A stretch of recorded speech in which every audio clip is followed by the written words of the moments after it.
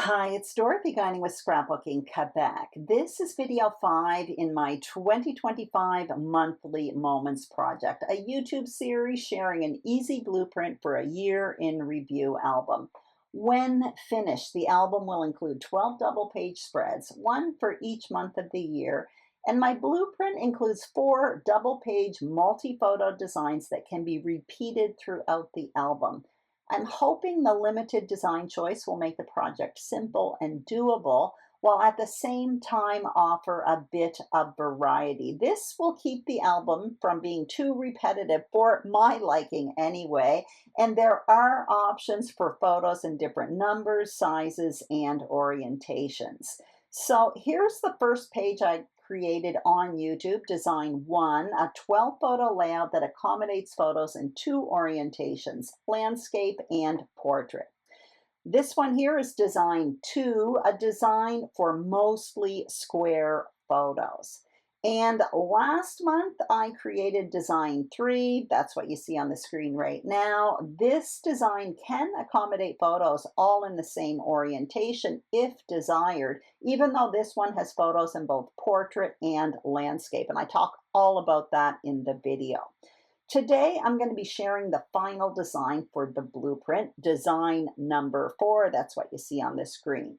For material, I'm going to be using the Simple Stories for the Record collection along with Stash, and all videos in this series, including the kit share and intro video, are listed and linked below. So let's get started. That is the cover page to the For the Record collection, so that's mostly what I've been using for this project.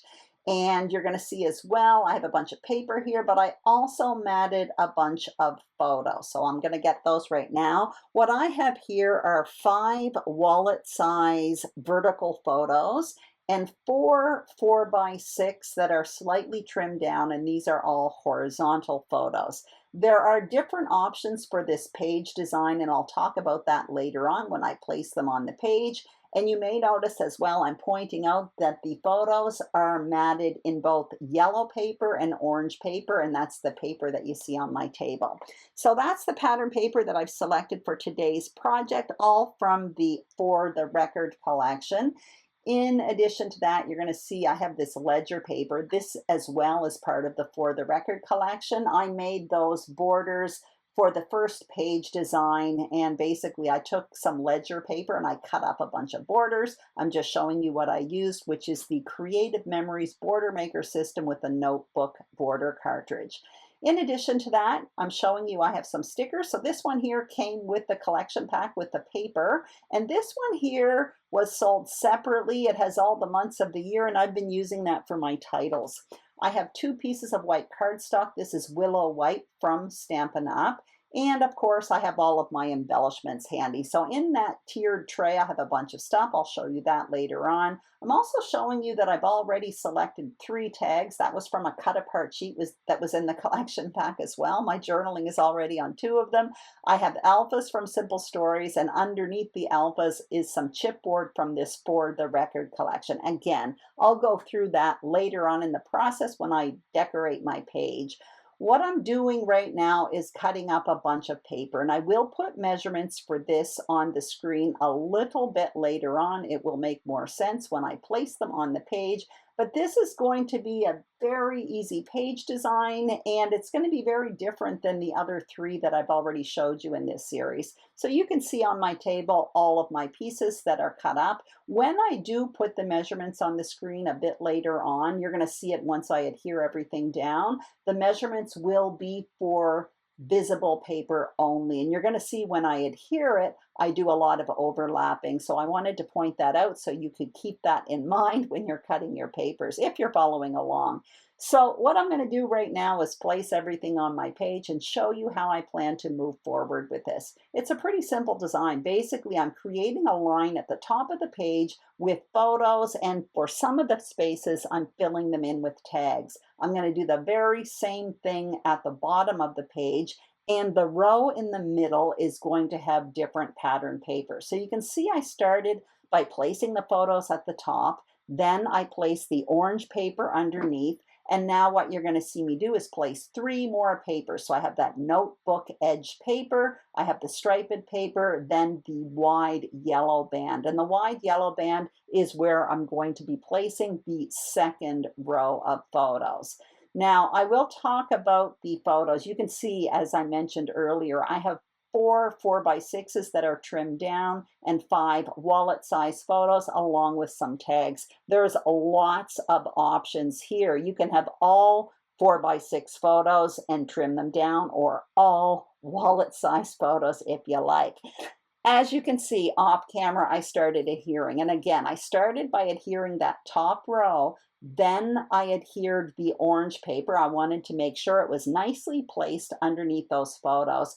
But I came back on, I wanted to show you how I continue to adhere. So now that the top row of photos and the orange paper is down, what I'm going to do is adhere the last 3 papers together to form a wide border, and then I will adhere that on my foundation page. So that's what you see me doing right now. And I'm not going to make you watch that for the second page. I do the very same thing. What I wanted to point out here, however, was the order in which I adhere all of these page parts, photos and paper, to my foundation page. So now I have my wide border. I'm going to adhere this to the page, and then what I will do is adhere my photos at the bottom as well. And again, I continue that off camera, and there is everything. So again, the measurements here are for visible paper only, and I overlapped when adhering.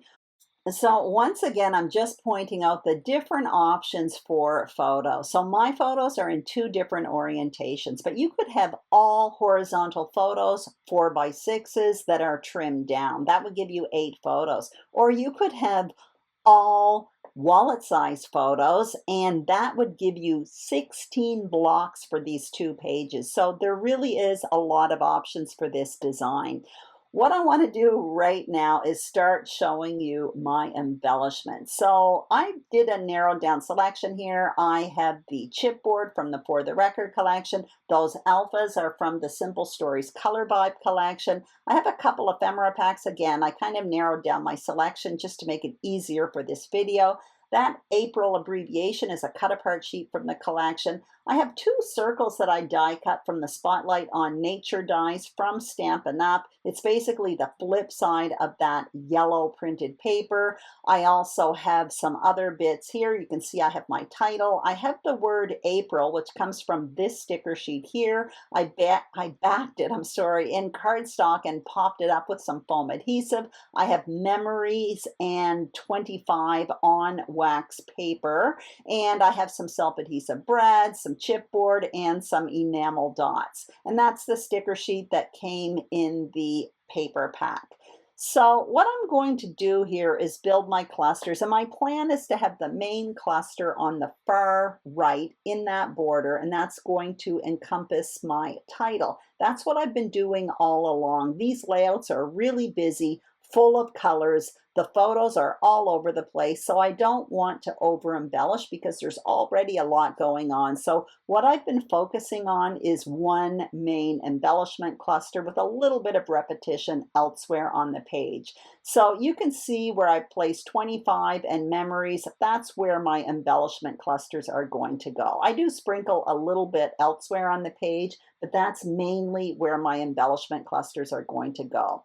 So you can see I tucked in that circle behind that ledger paper there. That's just to kind of create a base for my embellishment clusters. I often do that with circles or tags, but I already have tags all over my page. That's why I decided to go with circles. And I kind of like how that flip side of the yellow paper, it's a cut apart sheet. It just looks a little bit interesting. It's almost neutral, but it does add a little something something to that cluster. Now you can see I'm just additioning different pieces in that cluster. I came with one ephemera pack that looked like a film strip, decided against it. Now I have this label piece with a flower. That stays there for a while, but I end up switching it up. And that's how it goes for me when I'm building clusters. It's basically trial and error. I put things down to see if I like them, and I follow my gut. You can see I put 2 stickers on wax paper, a typewriter and a notebook. I'm going to try those in the cluster there.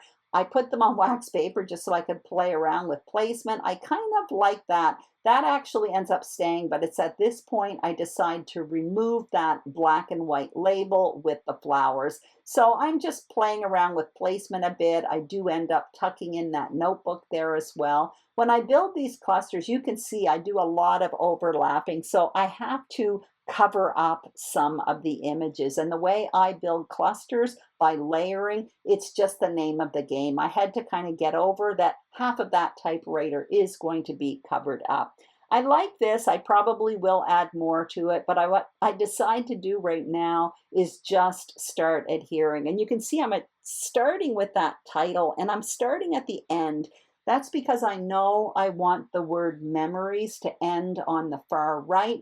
That's why I started where I wanted it to end. I figured I would have more control that way than starting at the beginning of the word. I'm not going to make you watch all of it. I continued that off camera. I also adhered that circle behind the ledger paper. Now I'm just going to play around with these stickers before I actually adhere April on top of them. So I kind of like the way that looks. I play around a little bit with that notebook. You're going to see me do that all the way up to almost the end of this video. I also know I'm going to want to put a little word or something in that white block on the sticker of that notebook there, but I'm not quite sure what that is. So right now you can see me playing with the positioning of that notebook. It's really kind of funny because I do like things really straight on a page, and I'm thinking, well, maybe I will tilt it, but it just doesn't feel right. So that's what I end up doing on and off from now on until the end of this video.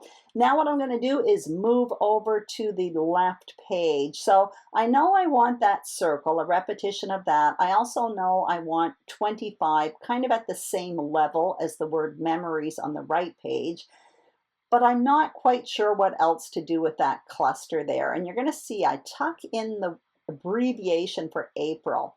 Now there's something about it I like and there's something about it that I don't like, and I can't put my finger on it. And what I'm thinking is that peachy color. I'm thinking maybe I need the peachy color over on the far right. So I start switching around things on the far right, looking for something peachy. And then I decide, maybe I'll put some tags there, but I decide that's not what I want. I already have 3 tags on the page. I like how they look. I put back the word April, and again, I'm thinking it's the color that's off. So I'm thinking maybe if I switch that tag in the top right, that will do it. But in the end, I say, forget it. In the first place, I don't particularly like the word April or the abbreviation April in the first place. So why should I switch up a cluster that I like over on the far right to accommodate something that I'm not sure if I like over on the left? So for that reason, I decide to just go with the circle and 25. You're going to see at the end of this video that does get switched up, but at this point, that's what I decide to do because something just doesn't feel right about that cut apart sheet with the abbreviation April. Now what I want to do is kind of add a little bit more. So before continuing, of course, there I go, fussing with the positioning of that little notebook on the right. Now, I do have tags that I have to finish, so there's just a few little pieces I want to add. I decide at this point to go for those little wordy sticker pieces there. They're little wordy bits on this sticker sheet. And I picked 3 of them and I'm lining them up on wax paper. I like using those little wordy bits and lining them one on top of the other. It kind of makes a nice big sticker almost. So I take 3 of them that make sense to my month and I decide I'm going to put them on the bottom of this photo. And what I like about that is the cluster over on the right is suddenly starting at the top of the page. It kind of gets big in the middle and then it ends at the bottom of the page. It's like there's one big cluster over on the far right. So I'm happy with that. Now I do want to do something with my tags. So what you're going to see me get out are the enamel dots. Actually, I'm coming around with another ephemera piece first, but now I'm getting the enamel dots and I do select 3 at this point. You're going to see at the end, these get switched up as well. A lot of little decisions I make at the end, kind of a lot of I have a lot of indecision, I should say, at the end, a lot of hesitancy, but I do come in and switch it up a bit. I'll explain all of that at the end of the video.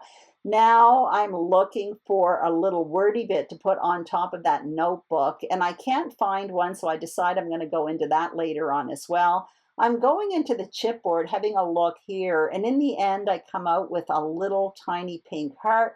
I thought about putting it in the middle of that camera at the bottom of the right page, but in the end, I decided to put it on top of those little word stickers on the right page, and I quite like it. But basically, this is it. April 2025 is documented and ready for my album.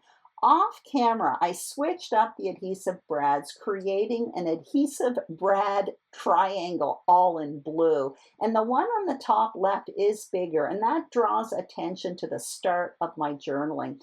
I also added the word details to the notebook on the right page. In addition, you can see I beefed up that cluster on the left, adding the April cut apart sheet after die cutting it into a circle. I decided what I didn't like about it was that it was rectangular and it was throwing me off. So I like it now that it's in a circle. And I also added a chipboard camera. So that added a bit of yellow in that area as well. So I like that much better now. And it looks more balanced with that huge weighty cluster over by the title. So now that I've shared all 4-page designs, the layout process portion of this mini series is complete. I plan to continue with these designs for the rest of the year, and we'll do a layout share in early 2026. I hope you enjoyed this video and series. If you did, I'd greatly appreciate a thumbs up. If you haven't subscribed to my YouTube channel, Scrapbooking Quebec, I would be honored and thrilled if you did. And if you are a subscriber, thank you very, very much. Have a great day, and I will see you soon on YouTube. Bye-bye.